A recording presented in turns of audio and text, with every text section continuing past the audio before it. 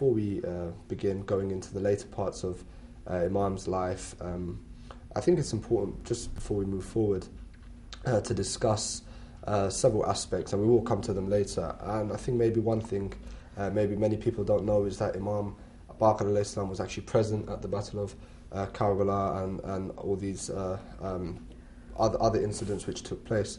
But before we reach that, and I think that's a really important topic which we will focus on, could we just begin by finding out more about Imam Baqir? Where was he born? When was he born? And just more about his lineage, so to speak. Bismillah ar-Rahman ar-Rahim. Imam al-Baqir alayhi salam occupies a prominent position not only in Arabian but also in Islamic history, as being revered as one of the greatest leaders as well as one of the greatest scholars in the religion of Islam.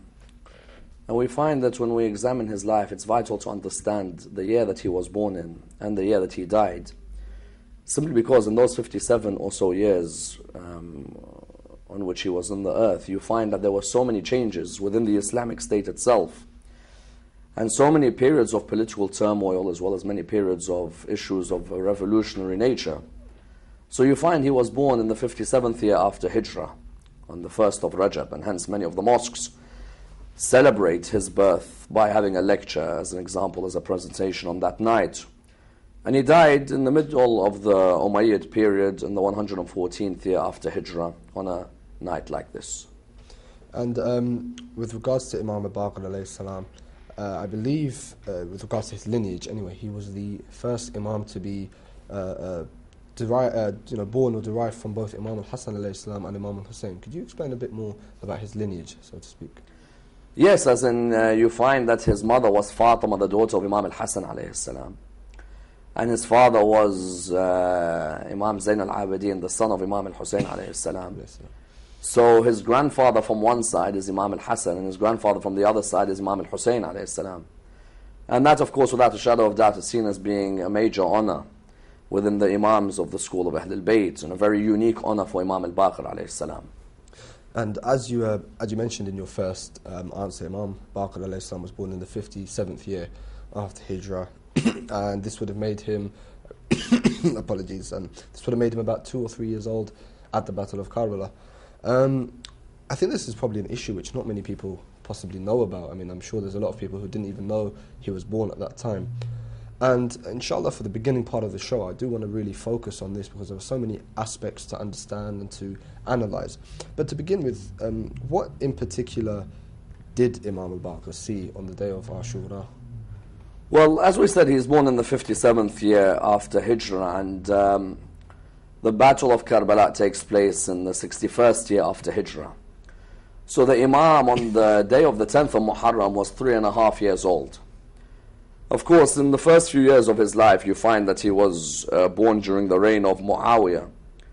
And then Muawiyah ensures that he appoints Yazid to succeed him as Caliph of the Islamic State. And so you find that Imam al-Baqir is born in a period of change within the Caliphate, but also in a period where the family of the Prophet very much are oppressed by the ruling party.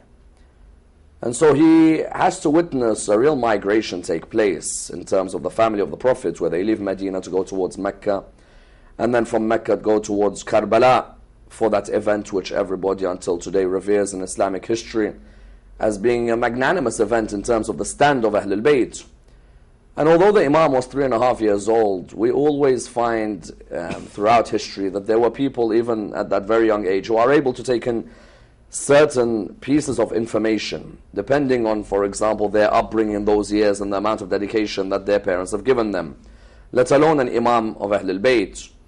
And it really is of the utmost importance that if you ever were to study the character of Imam al-Baqir alayhi salam, that you first appreciate that at the age of 3.5, he had to witness his grandfather and his great uncles and his cousins and the great companions of his father all being killed on the plains of Karbala. Now, it's difficult for any child to witness such an event, as in today there may be children who are traumatized by seeing the death of one personality or one relative or one friend, let alone someone who at the age of 3.5 is on the plains of Karbala, not only witnessing the men going through a very difficult period, but also at the same time having to witness, for example, his great auntie Zainab, and the way she's running from tent to tent, looking after the children of the Prophet's family. So he's born in that period, and really it's a period which continues with him for the rest of his life, because you can imagine, it's not just Karbala which he witnesses. He witnesses on that day his father in a state of illness where he is not able to help his grandfather. He also has to witness the riding, of the camels from Karbala towards Kufa, from Kufa towards Sham. So at the age of 3.5, it's not something to want to put as a pressure, or as something on the shoulders of any human being. As in, all of us want our early years to be smooth. You don't want to ever face a battlefield, and nor do you ever want to be on a journey where you are prisoners. And for that matter, nor do you ever want to see your father hurt in front of you. So the young Imam al-Baqir at the age of 3.5 has to witness all of these, and it really is psychologically magnificent how he is able to maintain strength for the rest of the 50 odd years that he lives on the earth. And in particular, with reference to Karbala, with Ashura, is there any specific narrations regarding Imam al-Baqir, what he went through? Because obviously we know some of the granddaughters of Imam Hussein alayhi salam had earrings ripped out of their ears and other atrocities taking place. Was there any kind of specific actions performed against Imam al-Baqir? Was he hit, or was he abused in any way? Well, what we have from Imam Baqir alayhi salam is a source for what happened at Karbala. There isn't a particular narration of Imam Baqir being hit, for example. But what we have is Imam Baqir saying that, for example, I witnessed such a, so-and-so on the 10th of Muharram. What we also have is that when they are taken to Sham, the Maqatil literature, the literature which discusses the events at Karbala and what followed, you have narratives which discuss Imam al-Baqir stunning Yazid with an answer given in his courtroom in Sham, in Damascus.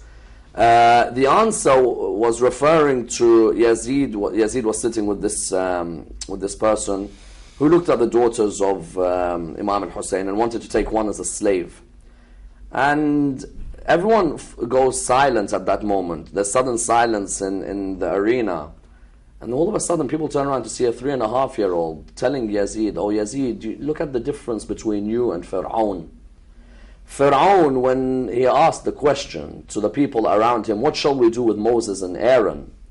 they replied to him, "Let them go and have respite." Whereas you are willing to perform such acts on the grandchildren of the family of the Prophet. And do you know why that is so? Yazid said, why? He said, because there's a difference between the mothers of Pharaoh's people and the mothers who brought up people like you. Now, a 3.5-year-old speaking like that, Yazid was stunned, because what are you going to do? You're going to try and hit the 3.5-year-old? The Arabs would, look at that as a form of cowardice. How could you go and strike a child? But Imam al-Baqir at that age shows snippets of that grand knowledge and the valor which his father would display in that same courtroom only a few moments later. And I suppose this would answer any perhaps doubts people would have of the ability of a 3.5-year-old to be able to perform such actions, because as we mentioned last week, we were discussing Imam Jawad alayhi salam, and the doubts people may have had about the abilities of a child there. So I suppose, perhaps in your eyes, that this is proof solid that, in fact, when it's an Imam of Ahlul Bayt alayhi salam, that the age necessarily isn't that important. Yes, without a doubt. As I said, sometimes you find that there are children who are 3.5 years old, but they've got the longest tongues in the world. They can answer you in ways you can't imagine. Let alone someone who comes from a family who are the cradle of revelation and the protection of prophethood. Imam al-Baqir alayhi salam, when you examine who his grandparents are, when you examine who his father is, there is no doubt that these people, even while the mother is pregnant with this child and he's in the womb of the mother, there is no doubt that he's surrounded by a house where the Quran is recited, where the greatest of poetry is recited, when hadiths, where the words of the Prophet are narrated. So it's no surprise that Imam al-Baqir alayhi salam would have this quite beautiful answer in that very difficult situation in the courtroom of Yazid. And you mentioned Sham, and you mentioned Sayyidah Zainab alayha salam, and inshallah may Allah give all of us the opportunity to visit her again. You mentioned that, what was their relationship like between Sayyidah Zainab and Imam Baqir alayhi salam? Do we have much on that? Well, there isn't going to be much of a discussion in terms of Sayyidah Zainab directly with Imam Baqir alayhi salam. Sayyidah Zainab and Sayyidah Ruqayya, Sayyidah Zainab and Imam Baqir, Sayyidah Zainab and other children at Karbala. Well, she's obviously fending Imam Zain al-Abidin. There are a number of exchanges which take place at Karbala. Yeah. But I mean, actually later on, perhaps even in Sham, is there a recognition on Sayyidah Zainab alayhi salam's part that Imam will be the Imam in the future after his father, or is it at that point? Not so much at that point, because they have to pledge their allegiance to Imam Zain al-Abidin alayhi salam, which they had already pledged on the 10th of Muharram. But of course, as we'll find out later, Imam al-Baqir alayhi salam's name is already mentioned from the time of Rasulullah sallallahu alayhi wa sallam. And so, I mean, what more do we know about Imam Baqir alayhi salam's time in Sham? How long did he actually spend there? I mean, because in some of the research I've read, it says he spent maybe the entire family spent a year in one of Yazid's prisons. Yeah, there are these narrations which talk of them being there for a year.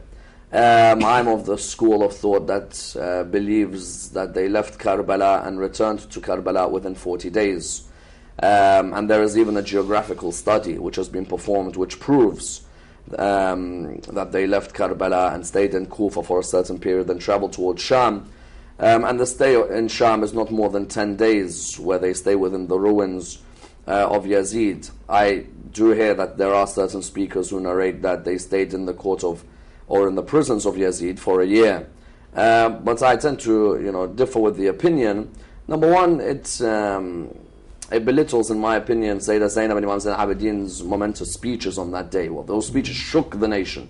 If they kept you in prison for a year, they didn't really do much to shake the ruling caliphate of the time. So I'm of the opinion that no, they stayed within the ruins in Sham for a certain period of time, definitely not a year, rather a number of days, and then they were allowed to return back. And at which point they went back for the first Arba'in. Yeah, so they'd go back for the Arba'in, and then from there they'd head back towards the land of Medina. Okay, and that, in fact, that was going to be my next question. So after Sham, where does the Imam go? Well, Imam al-Baqir alayhi salam accompanies his father, Imam Zain al-Abidin alayhi salam, and they go towards the land of Medina, and that land of Medina really becomes a resting place for Imam Zain al-Abidin alayhi salam for the remaining part of his life, because many people seem to forget that Imam Zain al-Abidin alayhi salam lived for 35 years after Karbala. So his resting place was Medina, and that was where he was able to achieve so much success. Okay, thank you. I'd just like to remind viewers again that this is a live show, and inshallah, if you have any questions, the number is 0208 900 1741. And just to remind you again, the topic is the life and the biography of Imam al-Baqir alayhi salam, who we are all commemorating his shahadat tonight, and at various masajid, various Husayniyas and centres around the country and around the world, people are remembering the life of the fifth Imam. Again, the Imam was the beacon of knowledge, and so it's incumbent upon all of us to learn more about his life and to increase our knowledge about his life, and in order that we become followers of all of the Imams and to understand all of their lives, and not just be Shias, shall we say, for certain nights of the year. So inshallah, all of us will endeavour to do that, and we hope that this show will present an opportunity to do that. I'd also like to apologise if I'm coughing a little bit. This weather is making me a little bit ill, so inshallah you will forgive me all. So Sayyid Ammar, going back to the discussion, you've mentioned that Imam al-Baqir alayhi salam is at Karbala, he witnesses the atrocities which take place, he goes to Sham, and then he goes to Medina. And as you mentioned in your answer there, he's actually alive for 35 years under the imamate of his father, Imam Zain al-Abidin alayhi salam. So he's not actually, he's spending a lot of time with his father. So what was their relationship like? Because obviously we have this fantastic legacy from Imam Sajjad alayhi salam, regarding Risalat al-Hukuk and other works. So what was their relationship like? I think from the very beginning of when he saw his father in the land of Sham, and the way his father was abused when he entered the land of Sham, there was an unbelievable closeness that developed between them. There's always going to be a closeness between a father and a son. there was an unbelievable closeness that developed between them, because he saw his father entering Sham, chained up. He saw someone coming to curse his father. And the reason